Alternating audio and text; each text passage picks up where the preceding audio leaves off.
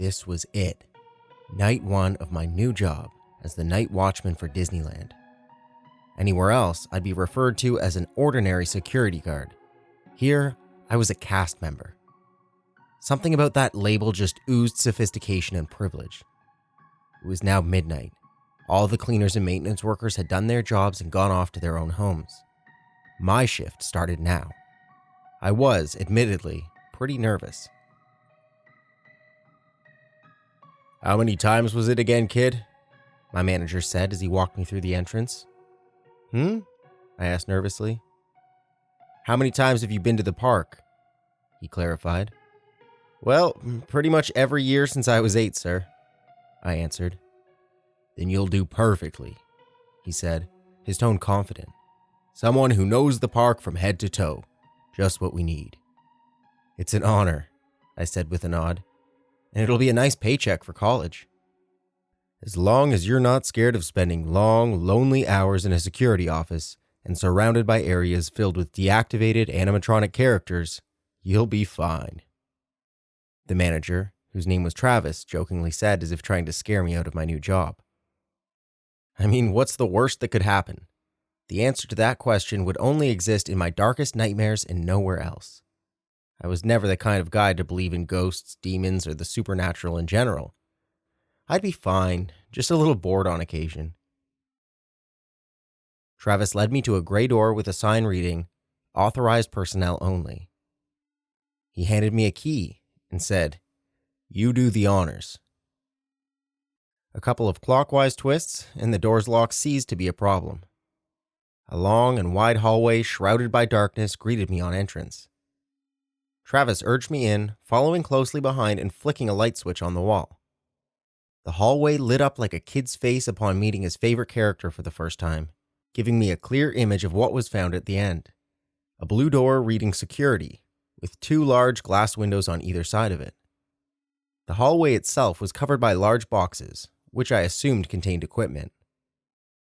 Travis walked ahead and led me to the door.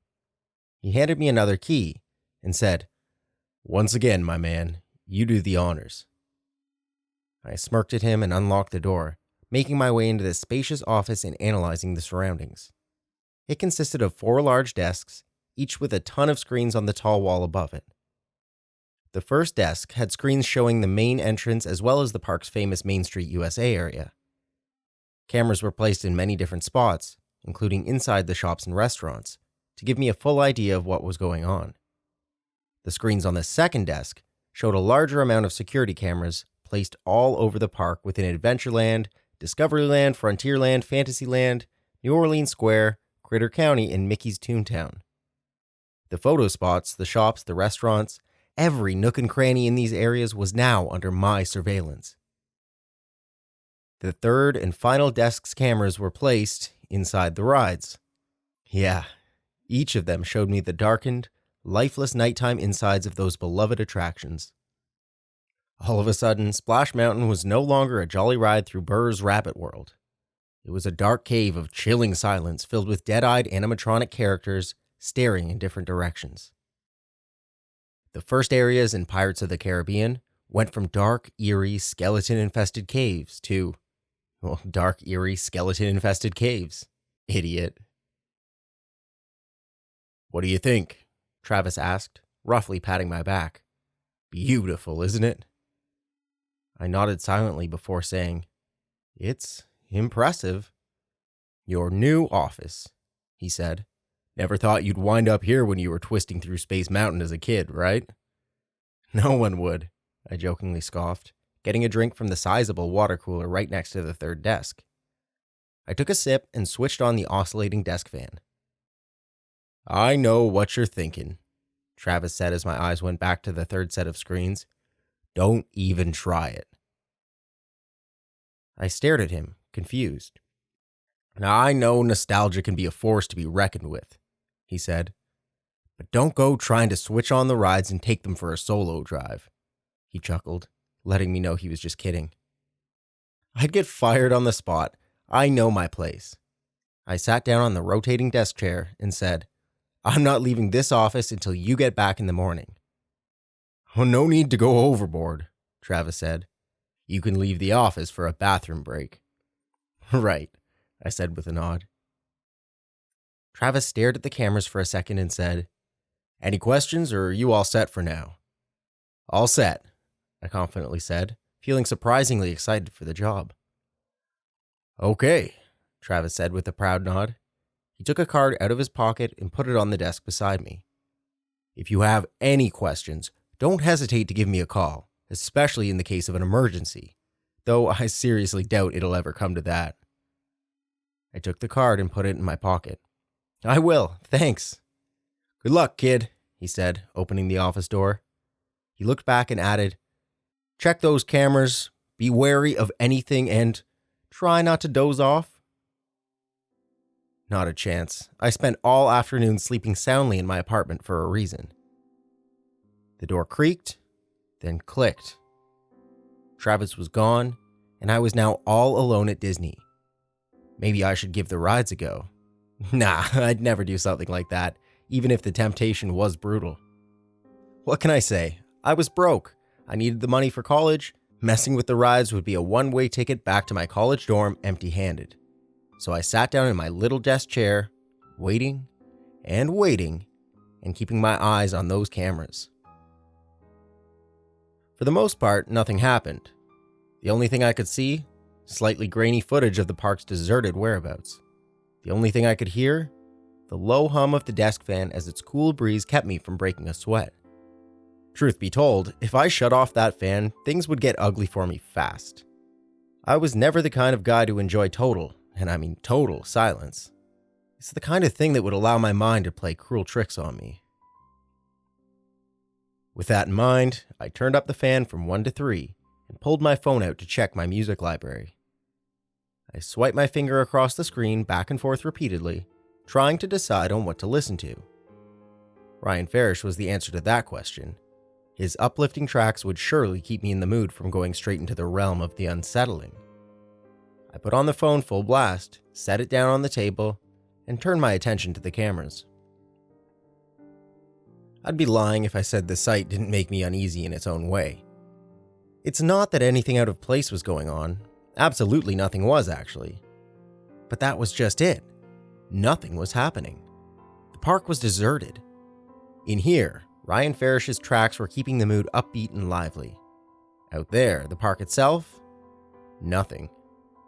As I sat there, the park's streets were silent and dark, save for a few lights scattered in different places.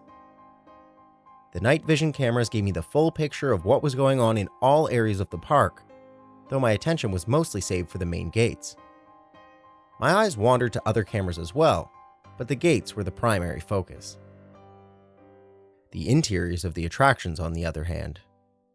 Yeah, I tried to keep my eyes off them most of the time. It was in my job description to check those too, but something just felt off. Again, nothing was happening. I can only thank my overactive imagination for what I felt whenever my eyes moved over those cameras. Just seeing all the animatronic characters like this, in total darkness and silence with their dead eyes staring off into the distance and their mouths in unnatural positions, sent chills down my spine. Call me childish if you want, but I just really wasn't used to seeing them like this. It was the polar opposite of what you'd get in the daytime, while actually giving these attractions a go. You've been watching too many horror movies, man, I told myself with a wry chuckle. Remember, it's all part of the job. I sat up from my desk to stretch my legs. It was now 1:10 a.m. 1 hour of doing nothing but sitting and staring at cameras was already giving me some physical discomfort. I did a few calisthenics and jogged in place for a moment, stopping only to get a couple drinks of water from the cooler, which added up to about a total of 3 drinks I'd taken since I got here. It was about time for a quick bathroom break. I took one last look at all the cameras, including the ride interiors, before fetching my key from my desk. I was taken aback as soon as I unlocked the second door, my eyes and senses taking in the sight and feel of the abandoned park. Just total silence and darkness. The only illumination in the immediate area came from the small lights marking the, thankfully, nearby bathroom. I calmly walked over, ignoring the feel of the dead park, and did my business. I washed my hands and rinsed my face, taking a brief look at myself in the mirror before heading for the door. I was just going past the exit when the sharp sound of something bursting and shattering startled me. I looked up through the darkness at the bathroom's outer lights, or at least what was left of them. Faint sparks of electricity emanated from the sockets, casting an even fainter glow on the space around it. "Damn it," I mumbled, looking down at the glass shards on the floor. "Better get rid of these." But not with my hands.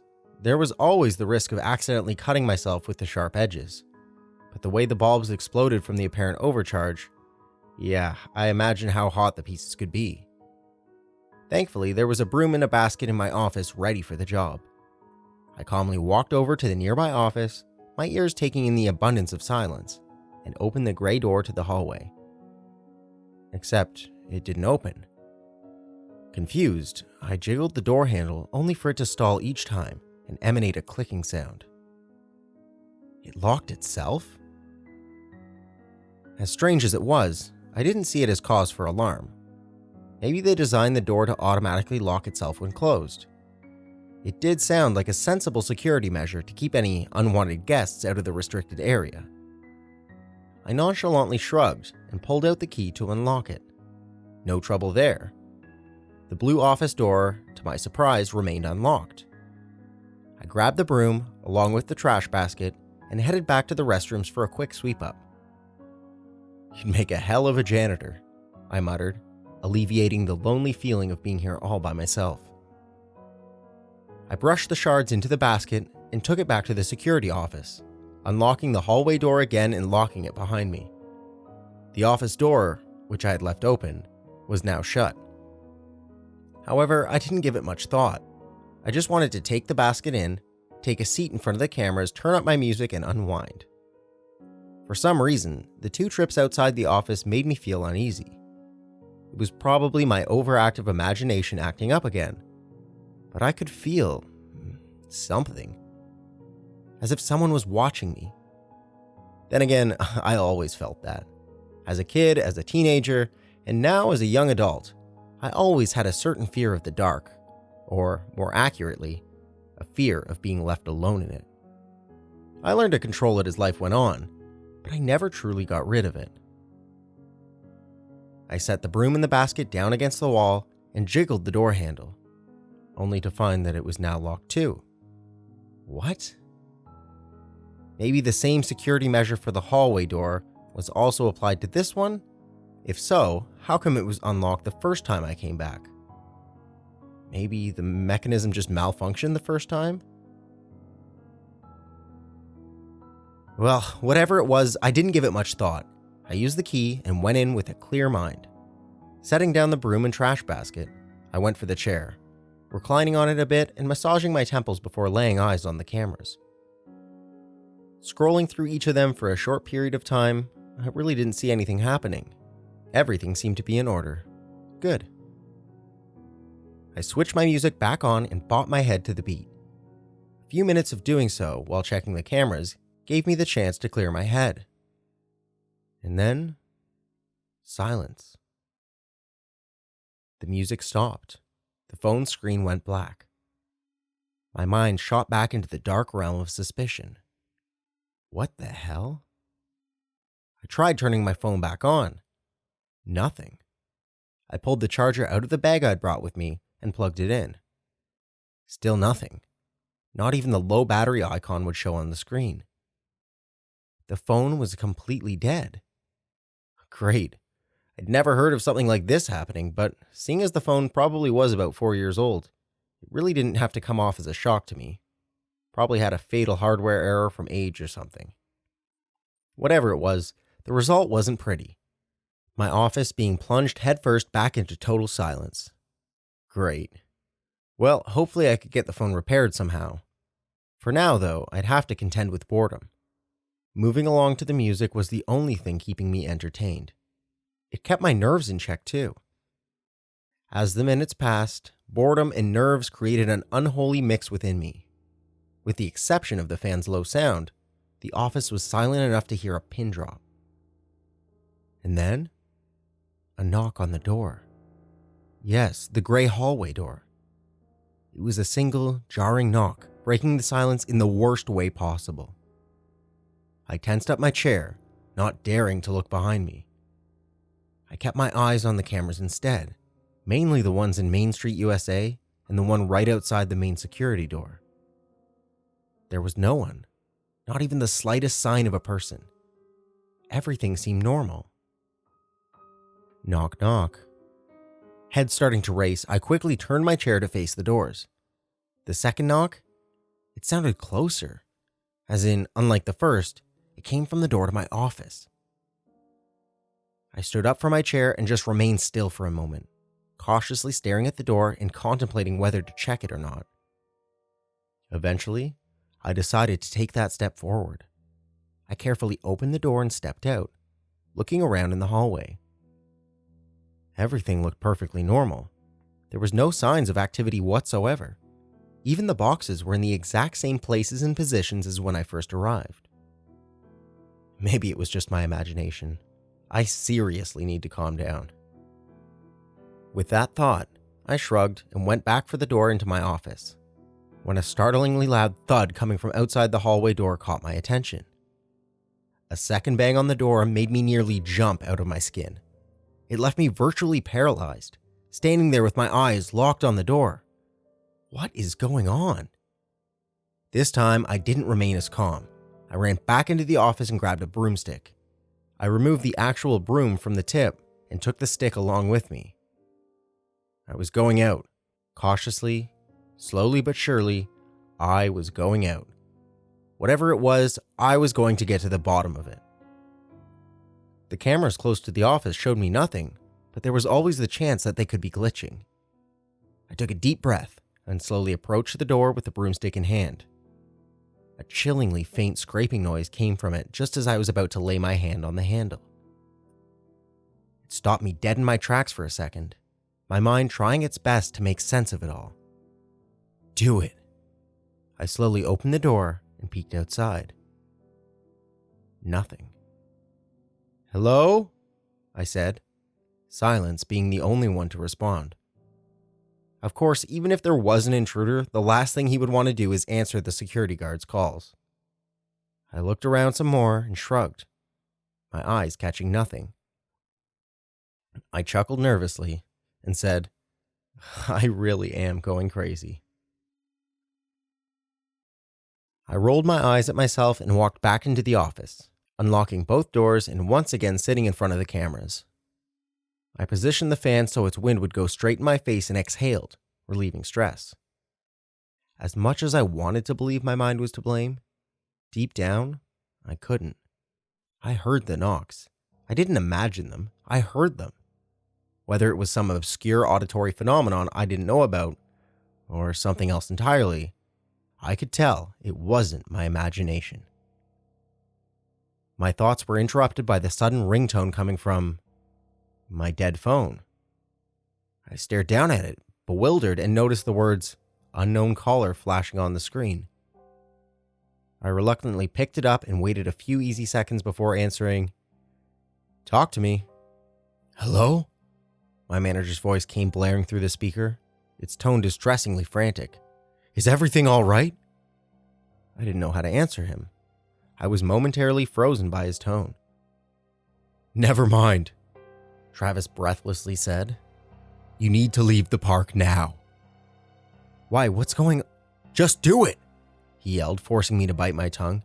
"I'll explain later. Right now, there's no time." "Travis?" I nervously said, my voice barely going on above a whisper. "What's wrong?" A blood-curdling mess of terrified, painful screams suddenly pierced the silence. I was helpless, having no other choice but to keep the phone pressed against my ear and invite hyperventilation in.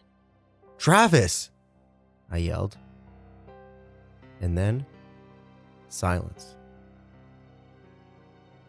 "Travis?" I softly said, terrified beyond description. Slow, thumping footprints broke through the silence, the sound growing nearer and nearer to the phone's speaker by the second. The closer the sounds approached, the more unnerved I became. It almost sounded like they were coming from the security office. From behind me. The footsteps stopped to give way to a raspy, labored breathing coming directly from the phone. "See you soon," the voice quiveringly said in a way so disturbingly unnatural that it chilled me to the core.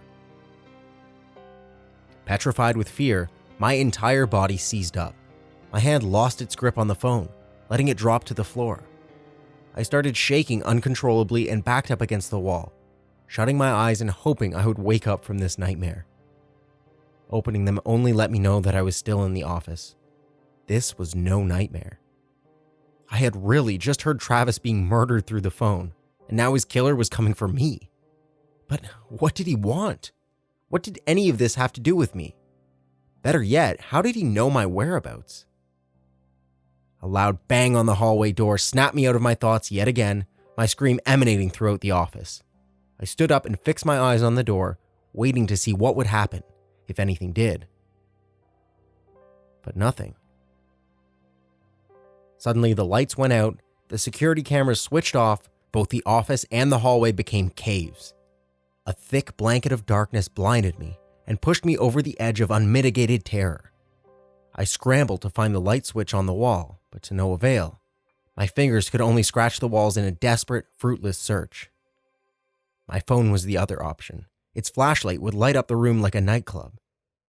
I pulled it out of my pocket and started pressing buttons, only to find out that it was dead once again. "Oh, come on," I growled in fearful desperation. "Work, you piece of..."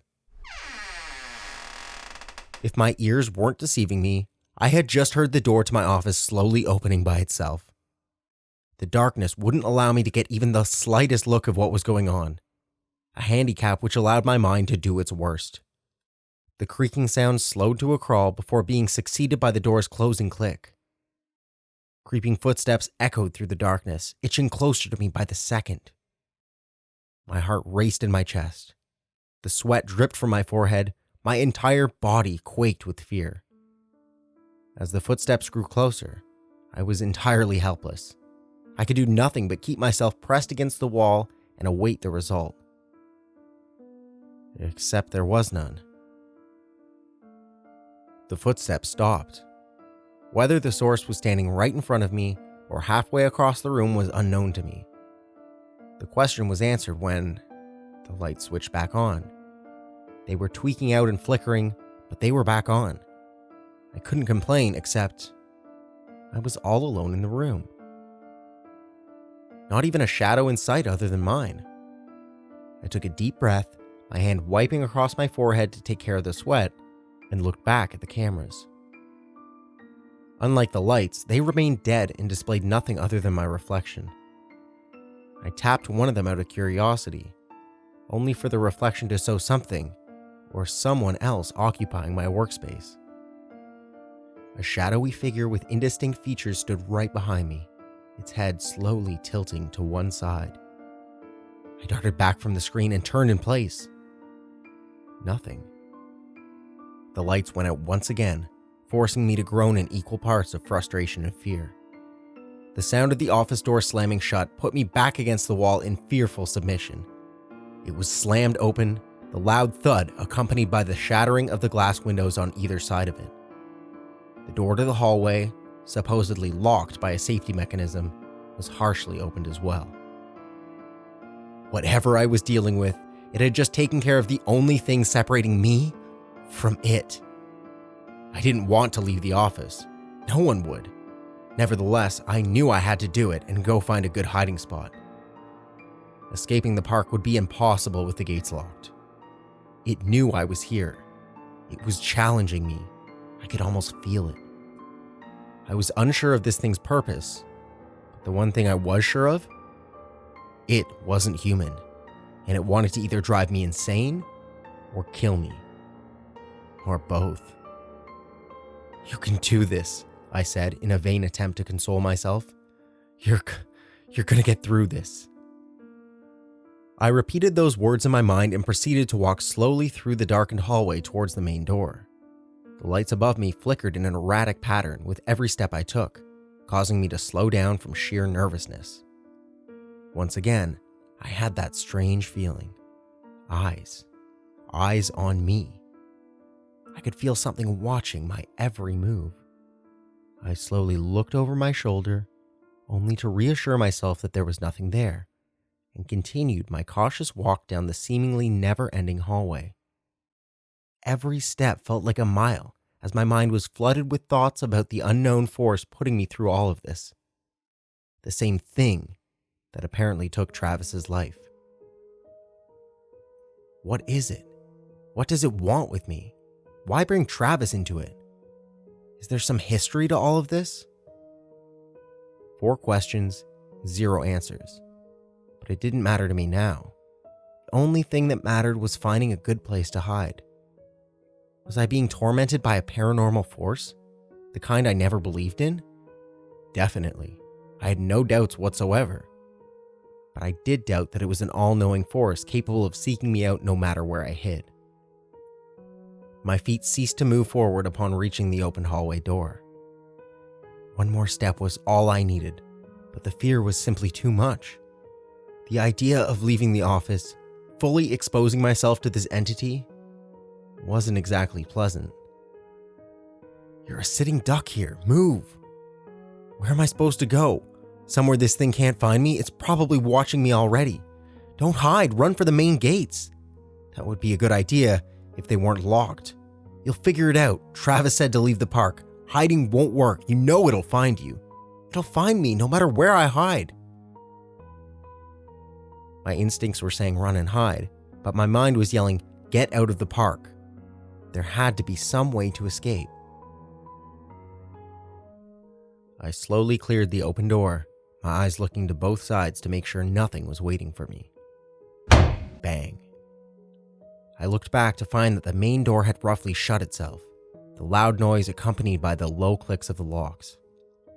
A low exhale channeled my stress as I slowly walked away from the door, keeping my eyes on it for a moment, before letting my fear get the better of me and sprinting off straight for the main gates. Don't look back, don't look back. My body hit something, stopping me dead in my tracks. Except there was nothing. I stared in the direction of whatever blocked my escape, my eyes catching nothing. My senses, however, told an entirely different story. I felt the eyes on me once again, those cold, piercing eyes. Inhuman. You're not going anywhere. The same unnaturally guttural voice from within the phone said, after a brief moment of silence. You're staying right here, with us. All of us. Us? If I were you, I would run. The voice menacingly seethed. I've brought some friends to meet you. The voice faded away on the last word, leaving my now unattended attention free to drift over the nearby thicket of tall, decorative bushes, which began to madly rustle. A vicious gurgling sound came from them as the rustling intensified. Oh my God, I nervously mumbled. A long, thin, almost skeletal arm with disgustingly pinkish, raw-looking flesh stretched out from the foliage, trembling grotesquely. The clawed hand with unnaturally long, bony fingers scratched the ground it reached for. My instincts once again urged me to run, but the sight of this thing froze me in place. Whether it was from fear, amazement, or diabolical concoction of the two, I simply couldn't move. My body quaked as the rest of the creature surfaced from its hiding spot. The darkness wouldn't let me make out specific details of its appearance, but it did give me a disturbing enough idea of what I was dealing with. It was a tall, humanoid figure with a body so lanky it was to the point of deformity. Its bony shoulders stretched up to the midway point of its neck. Its legs seemed like they could snap at any moment. Its chest was sunken in, the bones almost emerging from the thin layer of flesh. How this being was even able to stand and walk was beyond my comprehension, but it was doing just that. Much to my terror, its movements were as hideously otherworldly as could be. Erratic, twitchy, stiff shambling that looked anything but human. Then, In a split second, its neck twisted toward me, giving me a clear view of its wretched face. The features were deformed and rotten. The eye sockets lacked the eyes, two chillingly dark voids bereft of emotion. The mouth was stretched out to the point where the skin was tearing at either sides. Black bile pooled from its open mouth. It shambled towards me slowly for a moment, making me finally snap out of the spell and walk backwards a bit. It stayed like that for a few seconds, me walking backwards while cautiously keeping my eyes on the creature's steady approach. I started walking faster, facing away and looking back every few seconds to make sure it wasn't closing in. Its footsteps grew closer. The sounds became rapid. I looked back in a flash to see the thing closing in on me. It was no longer shambling. It wasn't even walking at a brisk pace. It was sprinting, with its erratic and unnatural movements more disconcerting than ever. My heart raced, my palms sweat, my legs did their work. I raced away from the being in a terrified sprint of my own.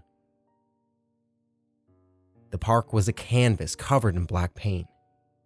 The few lights Travis had left on in select spots had all been switched off. Decorative buildings, shops, and restaurants were now caverns. I did have a flashlight with me, but right now, in my mad dash away from the being, the last thing on my mind was to use it. My mind was singularly focused on getting away, which was proving to be more difficult a task than previously thought. For such a weak-looking creature, it could really keep pace. No matter how fast my movement was, it managed to stay right behind me. I ran down Main Street, USA, my path a direct beeline to Cinderella's castle.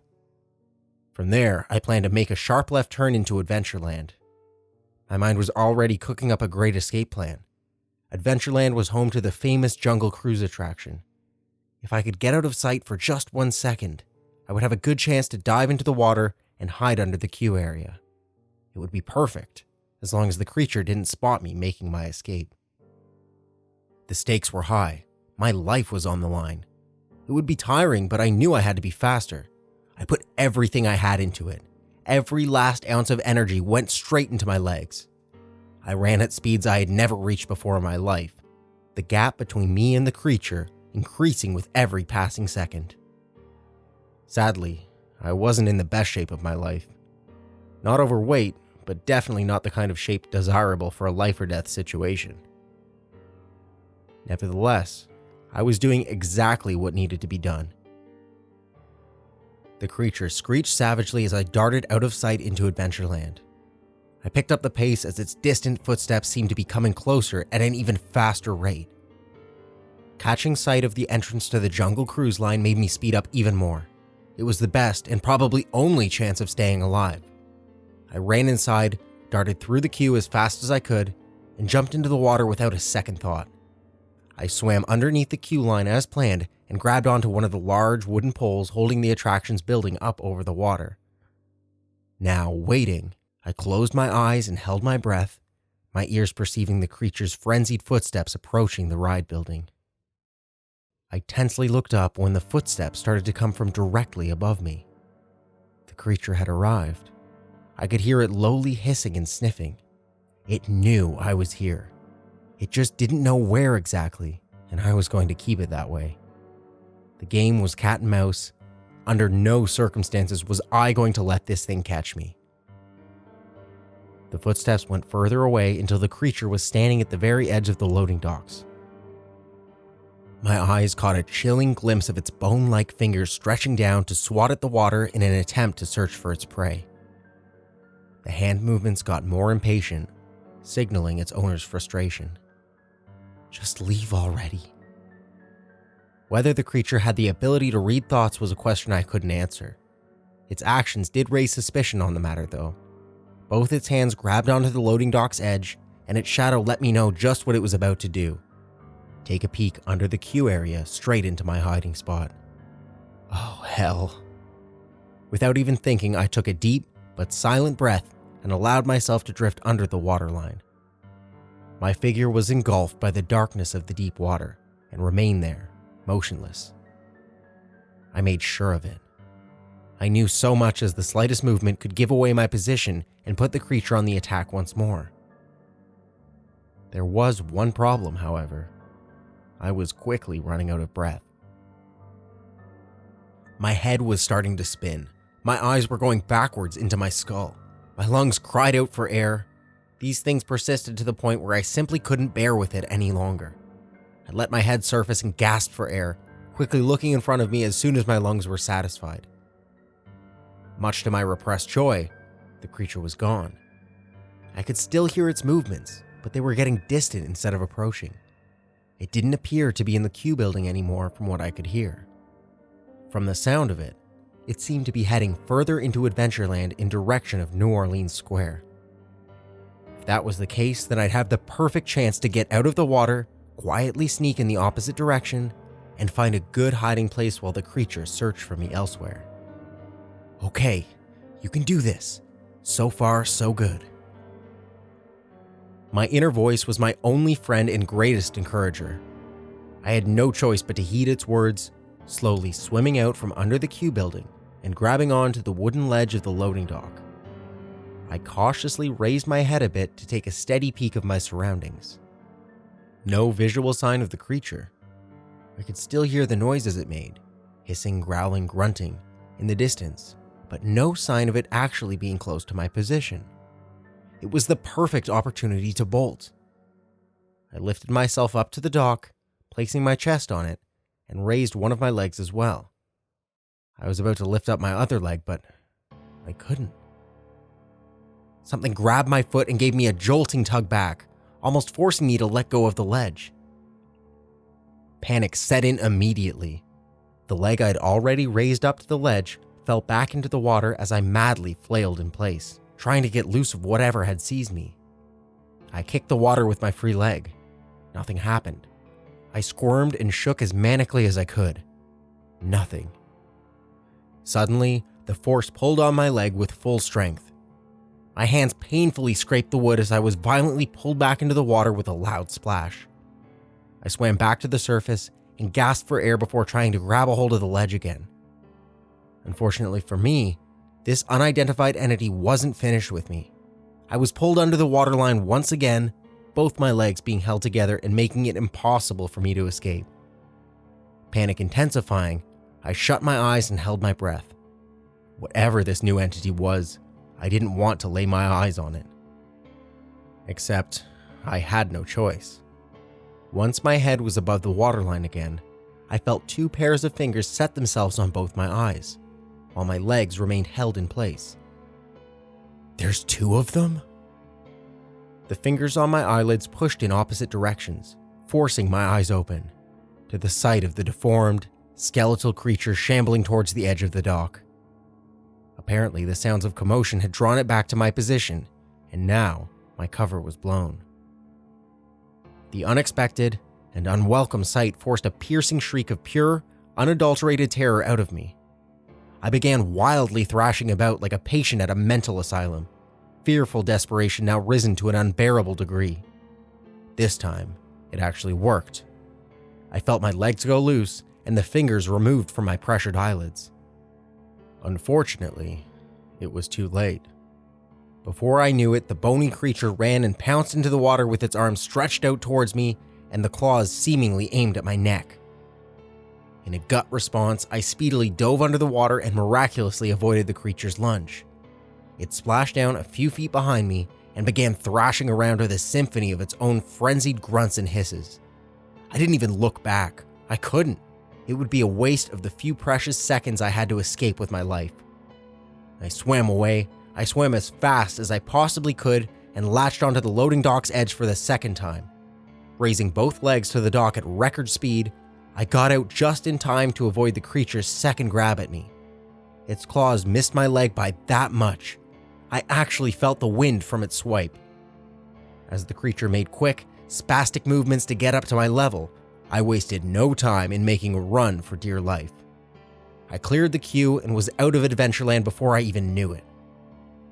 The creature's frustrated, ear-piercing screams became more distant as I ran into Discoveryland and dove into a thick thicket of bushes, catching my breath from the sprint and giving myself a chance to regain my energy for what would be a full night of running and hiding. If I didn't get killed, that is.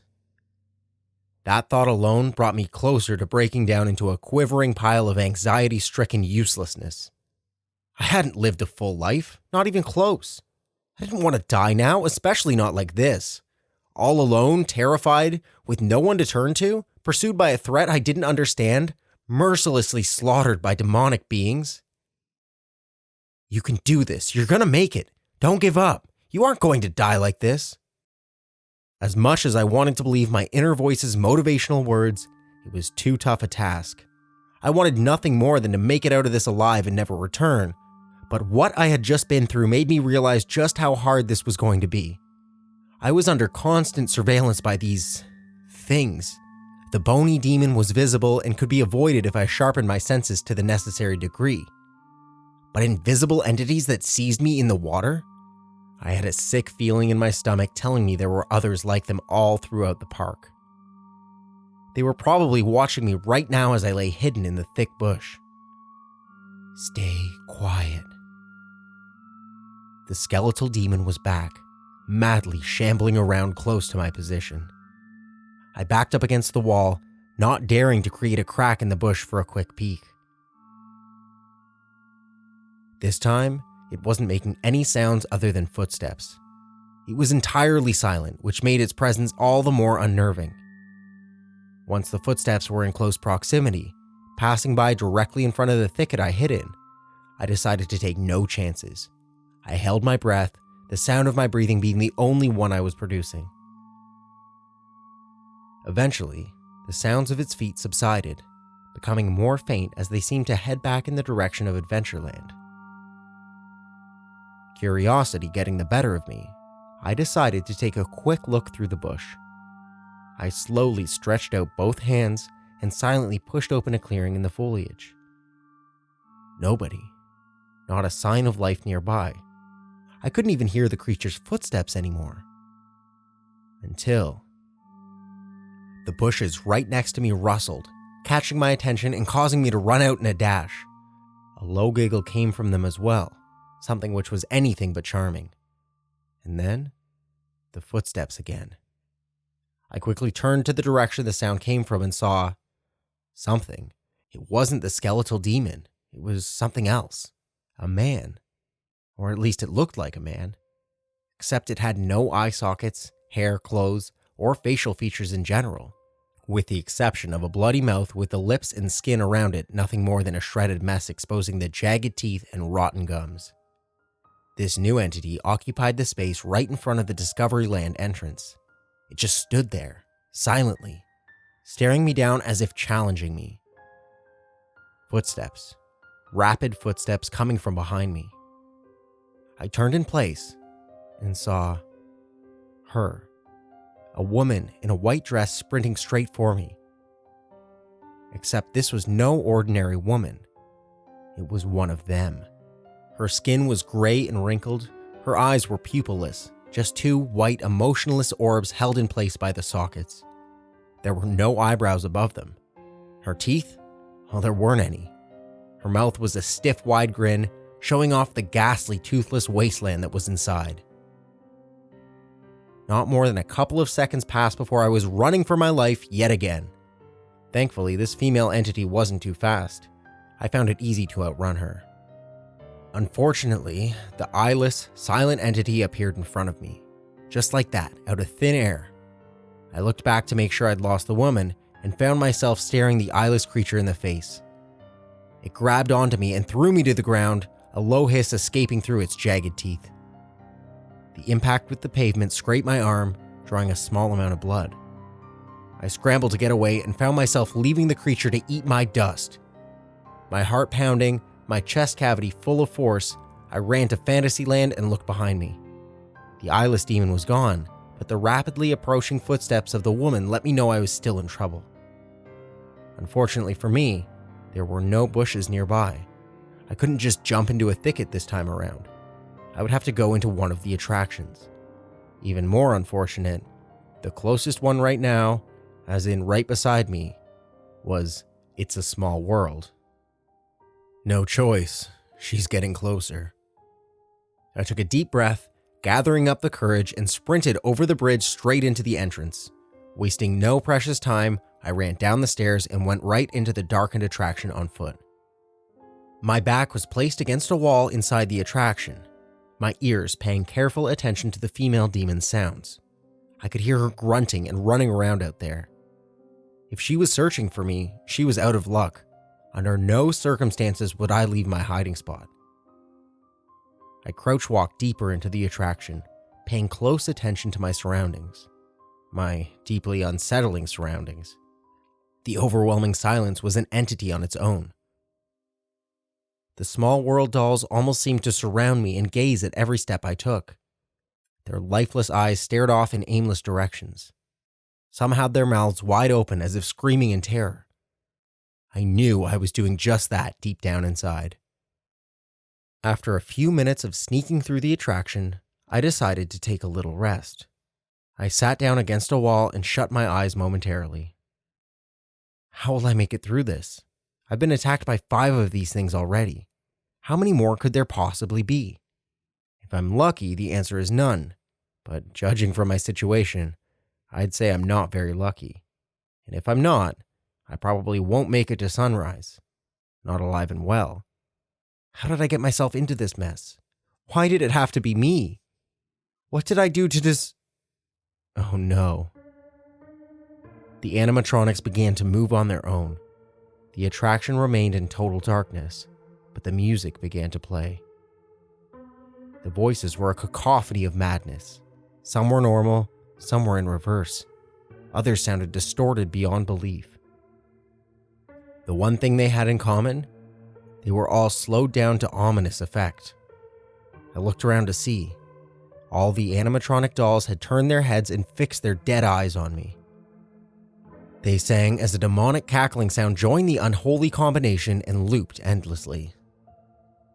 The terror within pushed me to run. I suspected they couldn't hurt me, but the sound would surely attract the physically visible demons hunting me down. I ran along the sides of the attraction's river when something grabbed my arm and twisted it, dropping me to the ground. I was shoved into the water and pushed face first. They were already here.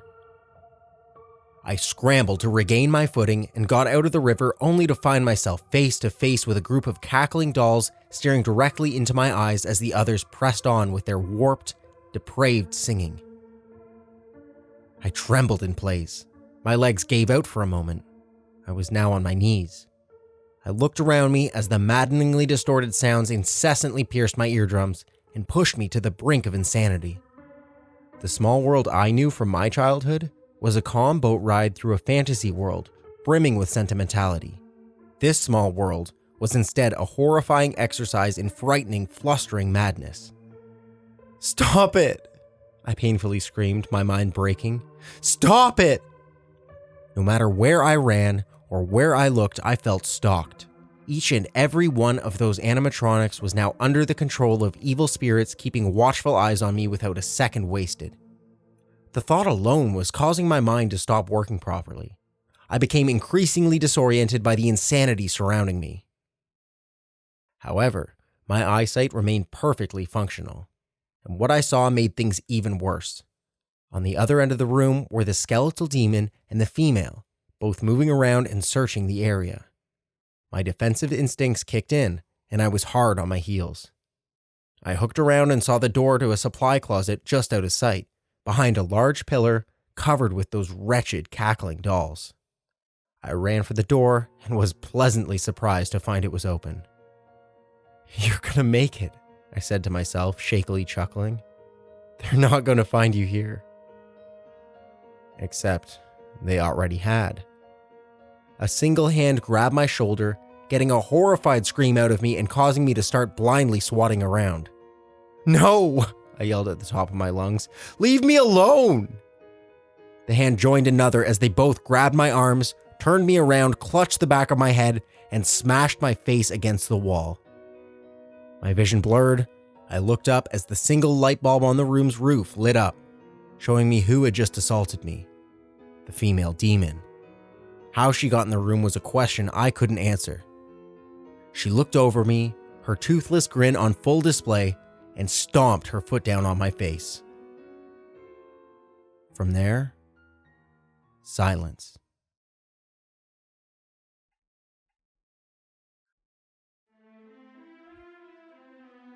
Chaotic cackling, cartoony voices, foreboding music, running water. All these sounds joined together within my ears as I slowly came out of unconsciousness to find myself in a log, running down a river with cartoon animal animatronics all around me. What? I muttered, before realizing I had been locked down in a log on the darkened Splash Mountain. How? How I got to be in this position was the least of my worries now. I had a feeling this wasn't going to end well. A feeling that was hastily confirmed as soon as I saw what awaited me at the top of the climb to the ride's final drop. A slobbering, hunchbacked creature stood on the right side of the lift hill's top, incoherently mumbling to itself while moving around in an unnatural manner and menacingly staring down at me. My mind was no longer working correctly at this point. All I wanted to do was get out, no matter the cost. I grabbed the safety harness, pressed down on my lap, and began to push up on it. I wanted out of the log. I didn't care what I would do afterward. I just wanted out. I pushed up on it violently while grunting and thrashing around in my seat. When I'd reached the top of the hill and began to bowl over for the drop, the harness snapped open on its own. But by then, it was too late. I went over the drop without anything to hold me down and was promptly launched out of the log. An unseen force pushed me through the air and higher up, making the fall twice as hard. I landed on the bridge in front of the attraction, legs first. Both of them were painfully snapped and out of place on impact, rendering me a groaning, broken mess. I clutched at them, which only worsened the searing pain, and screamed in response. The pain was so severe I actually began sobbing pathetically, feeling out of breath from the constant gasps. Then, there they were. Standing at the edge of the bridge were the 5 demons who had made themselves physically known throughout the entire ordeal. My hunters, my oppressors, all grouped together. "What do you want with me?" I furiously screamed, as fear mixed with anger inside me. The scream descended into more pathetic tears as the pain in my legs slowly got worse. None of them responded in words, but the skeletal demon began shambling towards me. I tried to crawl away, but it was no use. It only served to further intensify the pain. The bony monstrosity fell on its knees and began crawling slitheringly towards me, its pitch black eyes fixed on me and its facial expression serious. Once it was a few inches away from my face, it grimly smiled. Then, it was over. The creature lunged at my throat, putting an end to my nightmare once and for all.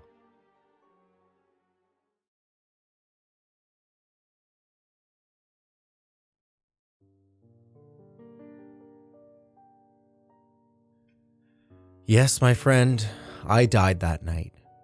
So why am I still talking? Well, let's just say I have a new group of friends now.